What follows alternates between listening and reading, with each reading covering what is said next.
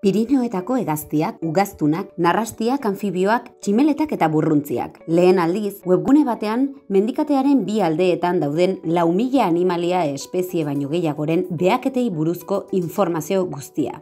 Guztion aparteko ondarea, guztion eskura.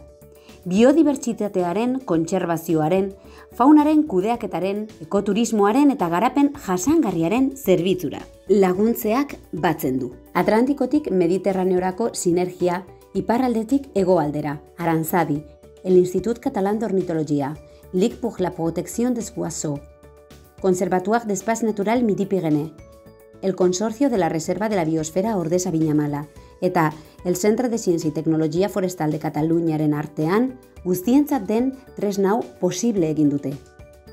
Europako lurralde lankidetzarako programaren laguntzarekin, Espainia, Frantzia eta Andorraren arteko mugaz gaindiko lurraldearen garapen iraunkorra sustatzeko sortua.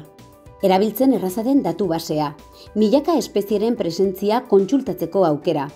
10 kilometro karratuko laginketa laukietan antolatutako behaketa kopuruaren arabera, Natura 2000 eta hegaztientzako babes bereziko eremuak bezalako guneetan, 1970etik gaur egun arteko datuekin. 10.000 behaketa, erakunde zientifikoek eta herritarren zientziarako proiektuek bildutakoak, hala nola ornito proiektuak, dena klik bakar batean. Faunapirrekin, Pirineoetako faunaren ezagutza denon eskura jartzen da mugarik gabe.